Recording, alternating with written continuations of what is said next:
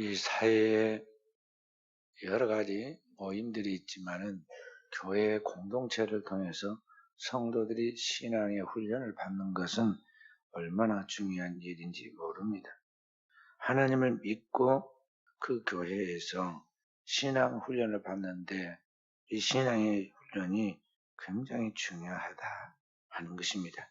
그래서 그러한 것을 알고 주님의 몸된 교회에서 우리가 신앙생활 할 때에 잘 훈련받고 연단받고 거기에서 완성을 돼야 합니다. 교회를 통해서 확실한 신앙이 훈련이 되지 않냐면 우리가 다른 어디에 가서 이와 같은 고귀한 영적인 그런 훈련을 받을 데가 없습니다. 이미 세상에 버려진 맛을 잃은 소금은 아무 쓸모가 없기 때문에 사람들의 발에 밟힐 뿐이라는 거죠.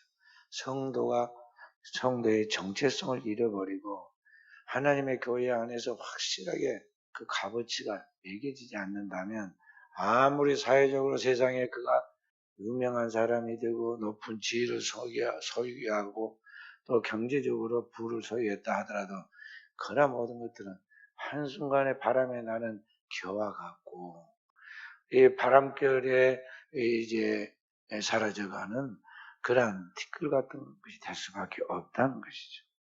그래서 성경은 우리에게 너희 인생이 무엇이냐? 너희는 잠깐 있다가 없어지는 안개니라 그랬습니다. 살아있고 움직이고 생명이 있어서 아주 자욱하게 영향을 미치는 것 같지만 그 안개가 아침 10시만 되면 떠오르는 그 햇볕과 함께 다 사라지고 어디에 갔는지도 모르고 없어집니다. 바닷가에 폭포가 있는 바닷가에 내리치는 그 폭포의 물에 찬란한 무지개가 쭉 펼쳐져서 굉장히 멋있고 대단하게 보입니다. 그러나 그게 계속 있는 것이 아니라 얼마 후에는 그 무지개가 사라져버리는 것을 볼 수가 있어요. 인생이 그와 같을 수가 있다는 것이죠. 그래서 어느 우리가 신앙생활을 하는 그게 이와 같이 허무하게 끝나지 않으려면 우리의 신앙의 자리매김이 분명히 하는데 이러한 실질적인 확실한 신앙의 자리매김이 어디에서 이루어지냐? 아버지의 집이라고도 하고 이 영혼의 어머니라고 부르기도 하는 이 교회를 통해서 이루어진다. 그래서 교회는 주님의 몸이다. 그리고 그 교회를 통해서 만물이 다 충만한 하나님의 생명을 공급받는다. 그래서 교회는 그의 몸이니 만물 안에서 만물을 충만케 하는 충만이라고 성경 말씀하고 있습니다. 그래서 우리가 신앙생활을 할 때 교회 생활을 철저하게 하나님 앞에서 해야 돼요. 다른 것은 대충 해도 괜찮습니다. 대충 해도 괜찮아요. 세상에서 다른 것들은 뭐가 있습니까? 이 세상에 살아가는 것은요. 금방 있다가 없어지는 것이고 대단까지 그래도요. 지나고 나면 다 아무것도 아니에요. 그러니까 이왕 아무것도 아닌 그거 할 때 그냥 즐겁게 재미로 그렇게 하는 거예요. 그래서 세상을 살아갈 때는요. 대강절제해야 한다. 그 말은 얼렁뚱땅이라 그 말이 아니고 거기에 죽고 사는 거 아니니까 목을 걸지 말아라. 그러면 스트레스 받지 말아라. 그냥 즐겁게 아이들 모여서 즐겁게 떠들고 놀다 가듯이 그냥 즐겁게 잘 보내면 돼요. 그러나 구원과 영생에 관계된 이 신앙의 문제만큼은요. 하나님의 말씀에 분명한 잣대를 놓고 그 길로만 분명히 걸어서 그것이 나의 것이 돼서 내 생명으로 내 안에 자리 잡고 그 생명의 나를 통해서 열매를 맺고 그 생명의 파장이 다른 모든 주변에 나타나도록 그렇게 분명하게 되어야 한다는 것이죠. 그래서 교회에서 신앙생활하는 것만큼은 철저해요. 분명해야 하고 확실해야 돼요. 지금도 6개월 넘게 러시아와 우크라이나가 전쟁하죠. 러시아가 우크라이나라는 나라를 침공했습니다. 며칠이면 끝날 것으로 생각했습니다. 마치 그 얼마 전에 우크라이나 땅 일부를 삼켰던 러시아가 그와 같이 쉽게 생각하고 이 우크라이나를 위협하다가 결국 침공에 들어갔죠. 그런데 이게 전쟁이 갈수록 어려워지더니 땅을 점령하기는 했는데 다시 거꾸로 이제는 다시 토해내고 밀려납니다. 다급해진 푸틴은 두 가지 방책을 씁니다. 점령한 그 땅을 우크라이나 땅으로 편입했다고 공포하는 그런 식을 서두르고,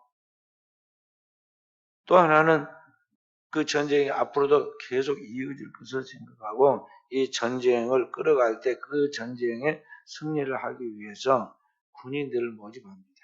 원래 공격과 방어에서는 공격하려면 3배의 그런 공력이 필요합니다. 전쟁의 숫자와 물자 모든 면에서 수세와 공세가 3대 1입니다. 그러니까 많은 전쟁의 군인이 필요한데 지금 많은 군인들이 죽어가지고 또 의기소침해서 러시아 군대가 지금 밀리고 있습니다.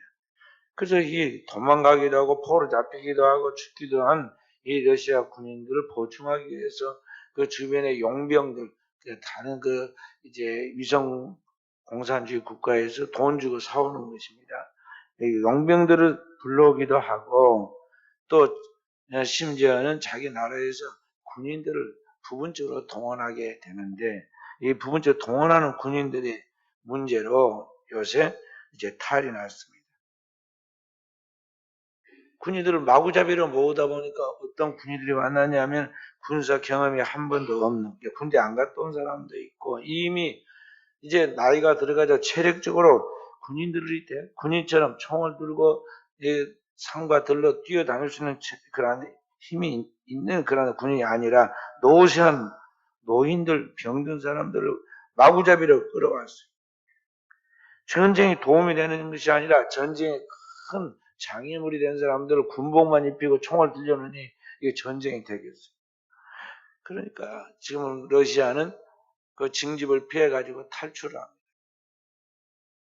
거기에 징집, 소집령에 그걸 받기만 하면 그 사람은 가야만 하니까 그거 안 받으려고요. 도망을 가고 주변 국가로 한 20 몇만 명이 벌써 도망을 갔는데 지금은 이제 도망 못 가게 검열을 한다고 하잖아요.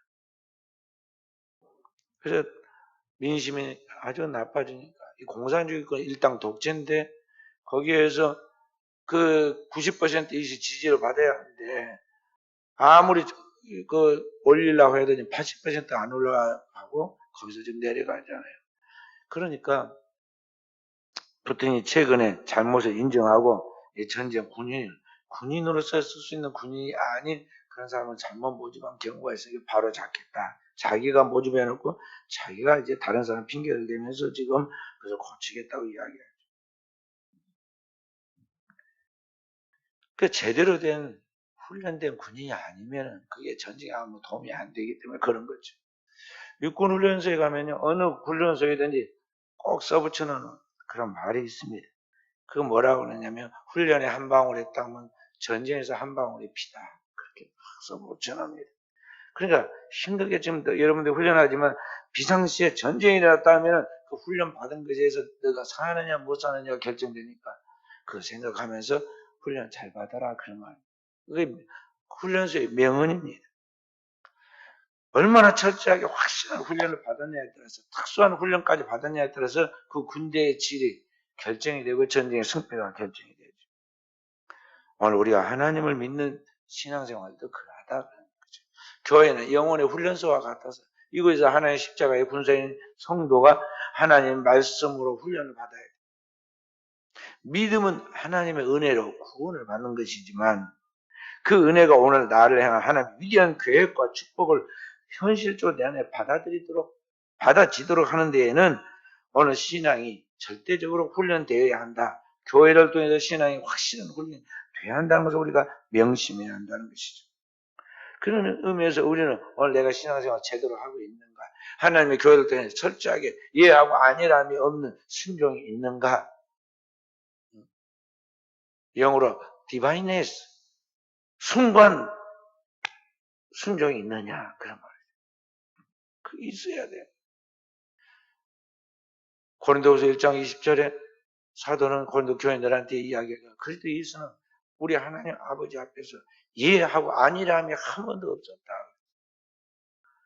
모세는 구약에 하나님 앞에 충성하기를 집에 종으로서 충성했지만 예수 그리스도는 그 집 맡은 자기 집에 아들로서 충성했다. 이 질적으로 다른 거죠. 주인과 종은 얼마나 다릅니까? 종은 시킨 대로만 합니다. 그리고 주인이 안 보면 요령을 부리고 울잖아요. 아들은 그러지 않습니다. 자기가 꼭 해야 할 일인 줄 알고 그 일이 끝나기 전에 밤이 되든 또는 어떻게 몸이 고달프든 꼭 그 일을 마무리 짓죠. 왜냐하면 자기의 일이고 자기의 집이니까. 그래서 오늘 우리 신앙생활에 나갈 때 과연 하나님 앞에서 주인 의식을 가지고 이와 같이 아들로 충성하느냐, 우리는 늘 자기를 하나님 앞에서 점검해야 한다는 것이죠.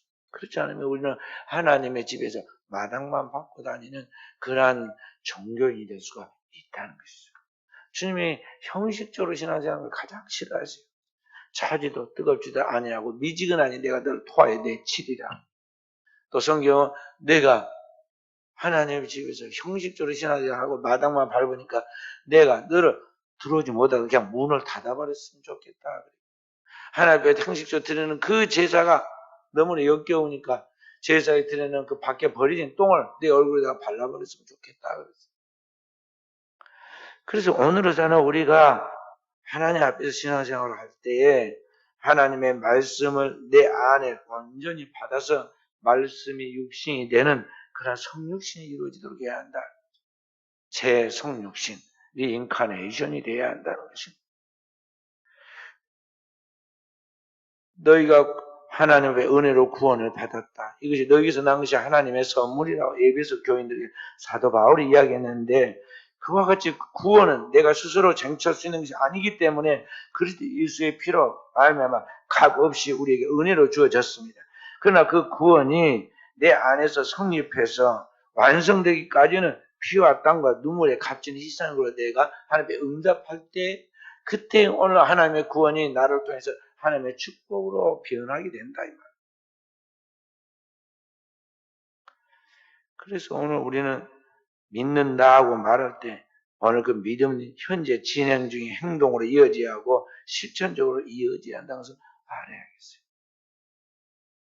행동하지 않는 믿음, 실천되지 않는 믿음은 그건 죽은 믿음이에요.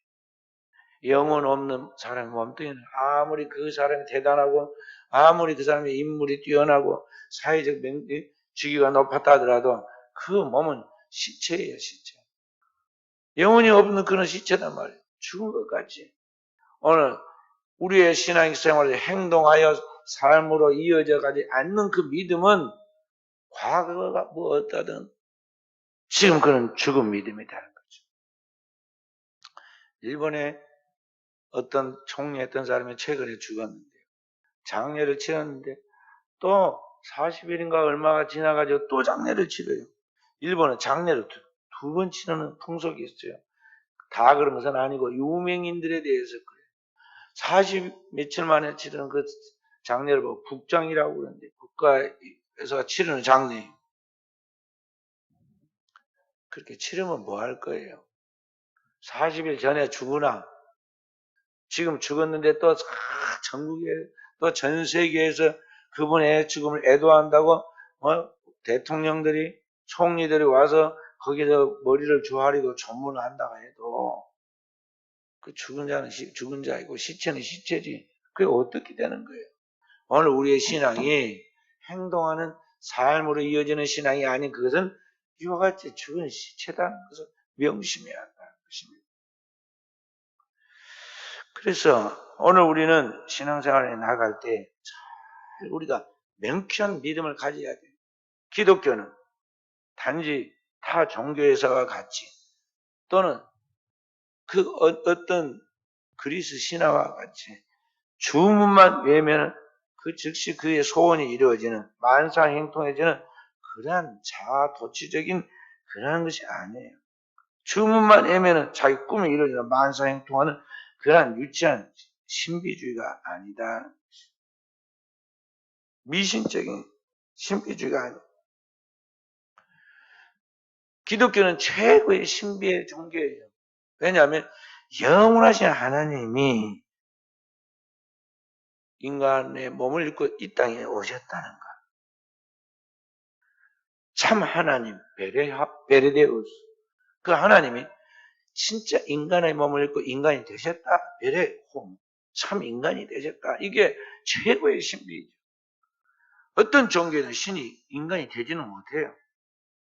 그런데 성경은 오늘 우리에게 영원하신 하나님이신 그리스도께서 말씀이 육신이 되어 우리 가운데 오셔서 오늘 우리의 죄와 허물을 십자가에서 담당하셨다 하는 바로 그 십자가의 도, 그것을 오늘 우리가 믿을 때 오늘 그리스도 예수께서 내 죄를 담당한 그 사실이 현실화되어서 나의 모든 죄가 사함을 받게 되고 그리스도가 내 모든 죄를 다 담당하여 가져갔기 때문에 도말하였기 때문에 오늘 우리에게 하나님의 의의가 나타나는 것이죠.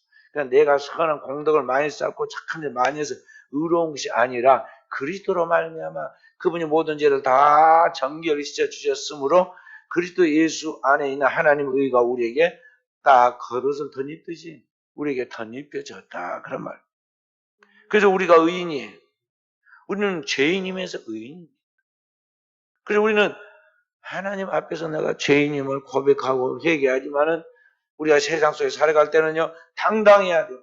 나는 그리스도의 피로 정결함을 얻어 하나님의 축복받은 의인이고 나는 하나님의 자녀랑서 알아야 한다.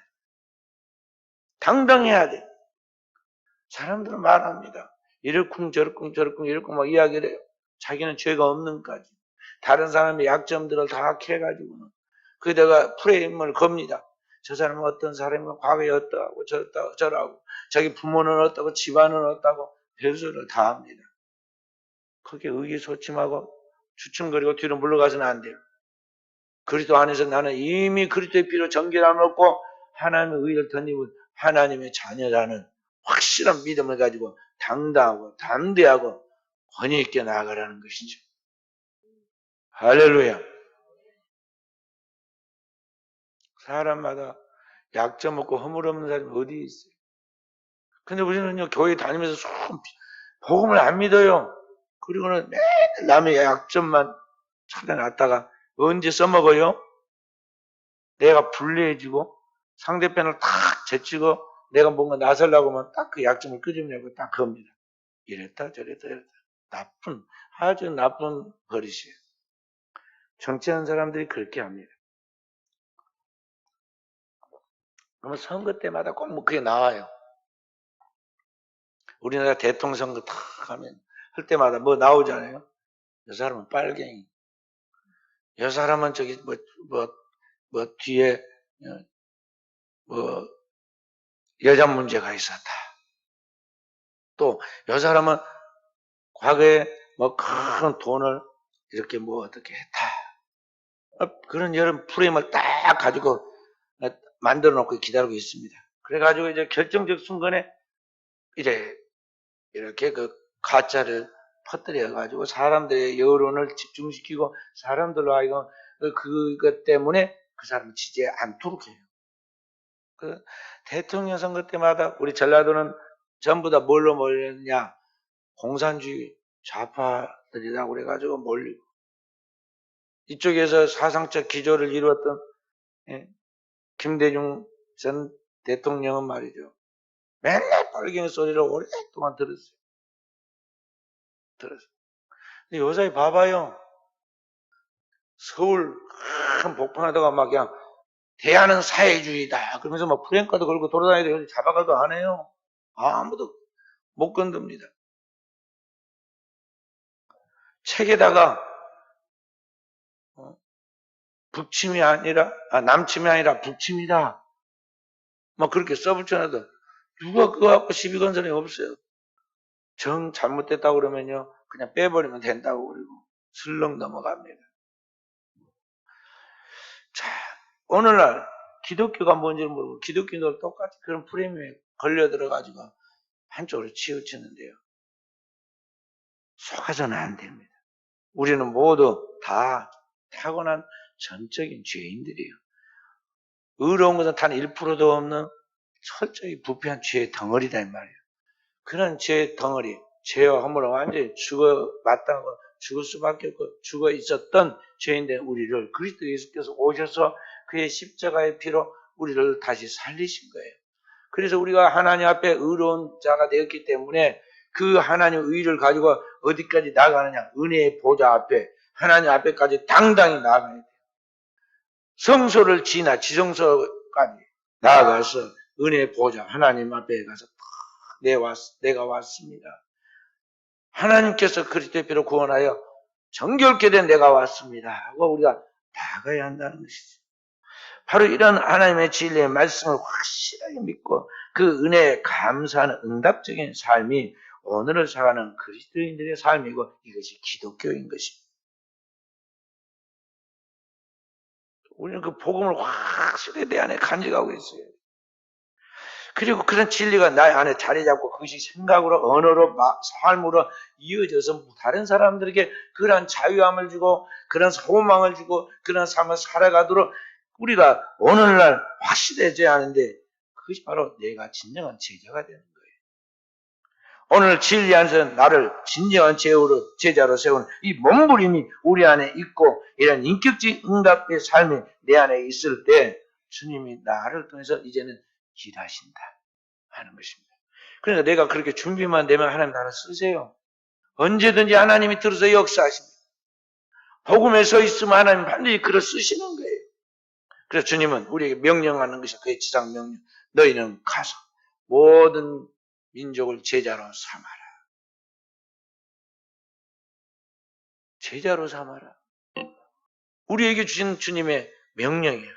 떠돌이, 무리, 겨와 같은 그런 사람을 만들지 말라는 것입니다. 일반 세상은 하여간 개나 고동이나 표만 되면 되니까 뭐하라고 그러지, 뭐하라고. 숫자가 깡패다 그러면서 숫자만 있으면 다 된다는 거죠. 그래서 막 모읍니다. 근데 주님은 그게 아니에요. 하나님 온 땅을 두루 감찰하여 전심으로 자기를 향하는 자 그 한 사람을 찾으세요. 그리고 그 사람을 통해 하나님 구원의 역사를 이룹니다.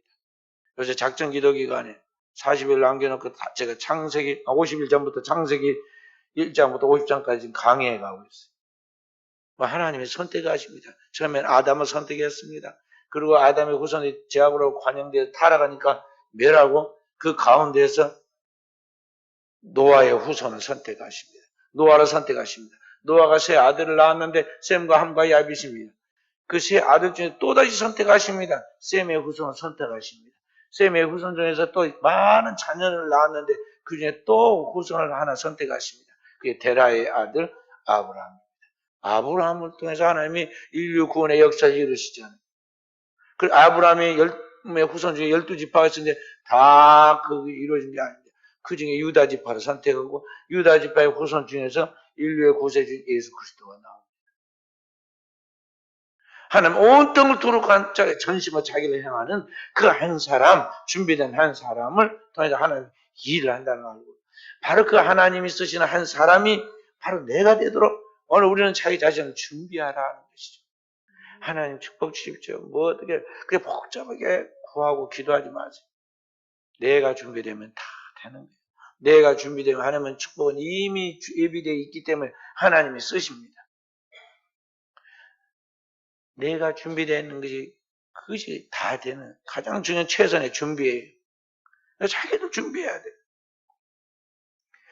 그래서 오늘 우리는 주님을 따르는 진정한 제자가 되도록 훈련된 완전한 제자로서 우리 안에 쓰임 받도록 기도해야겠습니다. 이것은 하루아침에 되는 게 아니에요. 하루아침에 꽃이 피고 열매를 맺고 되는 것은 없어요. 딱 한 번 있어서 성경이 어디에 나왔어요?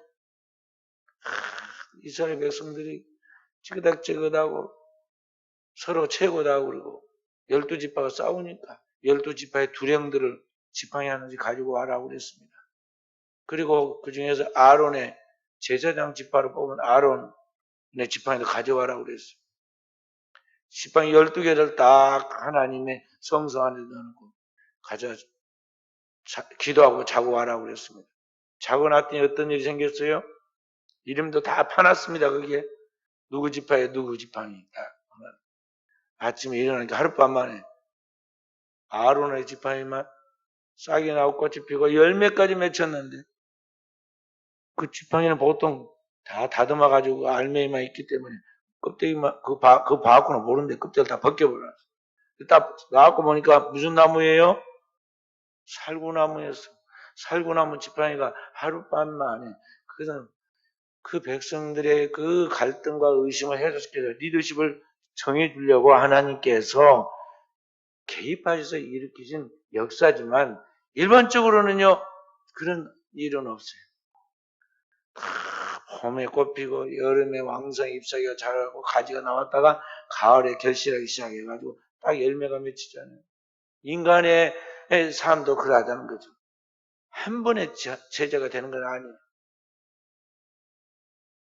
우리 하나님 앞에 우리가 하나님의 나무다면 껍데기는 겨자씨와같이 작지만 나중에 저 자국하고 자국깨고 하는 가운데 그게 자랐는데 나중에 보니까 그게 겨자나무였어요. 그게 나물보다 크고 나중에 큰 나무가 돼서 새들이 와서 그걸 깃들였다 그랬어요.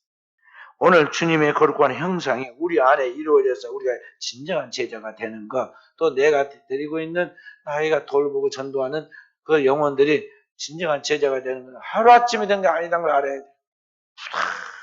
사랑과 기도와 인내와 섬김과 돌봄을 통해서 되는 것이다. 명심해야 합니다.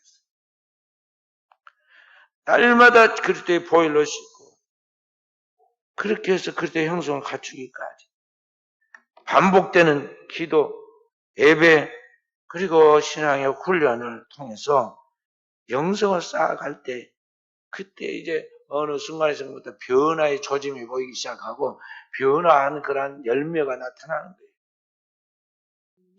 그래서 사람들이 걸핏하면 말하기를 다 안다고 이야기합니다. 똑같은 소리 또 한다고 그렇게 이야기를 합니다. 그렇지 않습니다. 오늘 우리가 계속 반복할 때 거기서 능력이 나오는 거예요. 반복 속에서 오늘 인간의 진정한 변화가 오는데 머리로 처음에 이해되었다가 그게 가슴으로 믿어지고 가슴으로 믿어진 그것이 입으로 고백되어 나옵니다. 그리고 그 고백된 언어가 이제는 실제적인 이 땅에 창조를 일으켜요. 그래서 여기에 하나님의 역사가 나타나는 거예요. 그러니까 이게 하루아침에 머리로 아는 것이 가슴으로 믿어지고 마음으로 믿어진 입으로 고백되고 그런 것이 아니라 계속 반복되는 신앙의 훈련을 통해서 이와 같은 주님의 완전한 형상이 갖춰진다는 것이죠. 그래서 우리는 늘 자기를 보고 어느 정도 왔는가, 어느 순간에 왔는가를 알아야 돼요. 제법 된 것 같고 이제 하나님의 사랑 같은데 어느 순간에 오면 내가 저기 세상에 가 있고 세상 사람보다 더 형편이 되어 있고 누가 알까 싶은 초라한 나의 모습을 스스로 발견해요. 그래서 부끄러울 때가 많이 있어요. 누구나 다 그럽니다. 저도 그럽니다. 인간은 이 성과 거룩함과 속, 세상이 이 두 개를 왔다 갔다 합니다. 우리는 땅에 살고 있는 세상에 속한 속에 속한 사람인데 영원하신 무한하신 하나님을 동경하면서 살아갑니다. 우리가 하나님과 하나 되고 하나님과 같은 형상을 덧입혀서 동경을 합니다. 그러나 실제로 삶을 다시 보면요, 형편없는 나의 현실의 모습을 바라보면서 괴로움을 느껴요. 그래서 때로는 하나님의 은혜로 기뻐하다가 때로는 그 하나님의 말씀대로 살지 못한 나의 모습을 보면서 슬퍼하고 괴로워하죠. 그래서 우리 그리스도인의 삶에 기쁨과 슬픔이 교차해요. 그러나 이런 것은 뭐냐면 성경의 사도 바울이 거룩한 근심으로 근심한다 그런 말처럼 말이죠. 이것은 진정한 크리스찬이 되기 위한 과정으로서 우리가 꼭 맛보아야 할 그런 슬픔이에요. 만약에 진정한 크리스찬이 이런 진정한 회개, 이런 슬픔이 없이 신앙생활을 한다면 이거는 아니에요. 이런 과정을 통해서 우리가 주님의 형상이 하나씩 만들어져 간다는 것입니다. 반복을 두려워하지 마세요. 반복 속에 능력이 있어요. 영리한 아이들이, IQ가 좋은 영리한 아이들이 어쩌냐면요, 문제 몇 번 풀어보고 공식을 딱 읽거든요. 풀어보면 똑같은 문제를 계속 숫자만 바꿔고 나옵니다. 귀찮아 죽겠어요. 그러니까 뭐 뻔한데 뭐라고 풀어봐. 안 풀어. 영어도 마찬가지예요. 공식이 딱 정해져서 주어, 동사, 수로. 주어, 동사, 목적어. 주어, 동사, 보조, 동사, 목적어. 그런 게 뭐 몇 가지 형식이 있어요? 몇 번 오고 나면 다 그 속에 들어있거든요. 그러니까 머리가 좋은 사람은, 아이들은요, 이제 공부 안 합니다. 뻔한데 뭐. 아니, 문제 나오면 답만 거기다 대입해서 쓰면 되니까. 그냥 나중에 그 아이가 공부를 못 해요.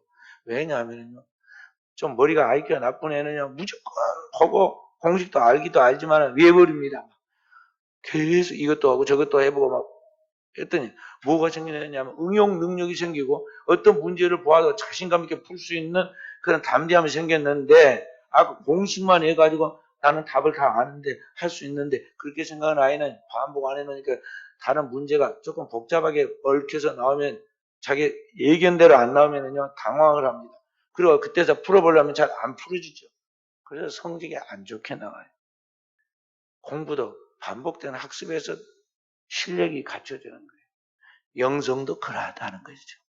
바보라서 가만히 아침마다 나와가지고 무릎을 꿇고 그러고 있는 게 아니에요.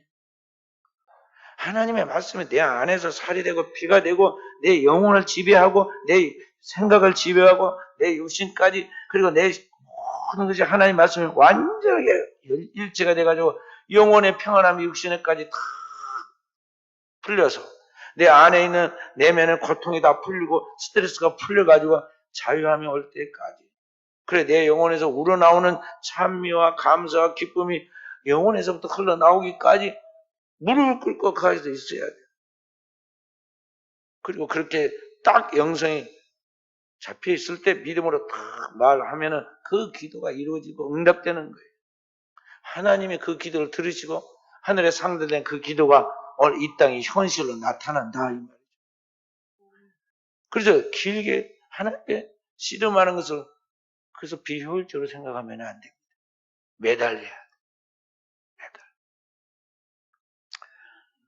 그래서 요사이 같은 스피드 시대에 40일 기도하는 교회는 거의 없어. 명성교회도 옛날에 보니까 인천 주한장로교회도 그렇고 40일씩 기도하더니 다 줄여가지고 요새는 일주일, 6일, 5일, 3일 그냥 3일씩 하더라. 아니에요. 성경이 40일이면 인간의 죄의 속성이 딱 죽을 때까지는 40일 걸려. 햇수는 40년 걸린다고. 그러니까 거룩한 하나님의 전통은 유지해야 하고 이 땅의 사회적 생활에 대해서는 그거는 뭐 죽고 사는 문제가 아니까 바꿔도 괜찮아요. 거룩한 경건이 몸에 배이도록 그렇게 하라는 것이죠. 그래서 오늘 또 우리 사랑하는 순전하게 성도들이 계속 반복된 영적 생활을 통해서 신의 성품이 내 안에 갖춰지고 믿음의 지식에 사랑을 형제 우애를 다 갖춰질 때까지 그렇게 하고 그 외적인 내적인 성품뿐만 아니라 외적인 은사까지 다 갖춰져서 주님의 영광을 이 땅에 드러내서 하나님의 쓰임을 받도록 저 우리 사랑하는 성도들이 거룩한 주님의 교회에서 철저히 훈련해서 우리 하나님의 기쁨이 되는 하나님의 자랑이 되는 오늘 이 시대의 주의 종들이 다 되어지기를 주님의 이름으로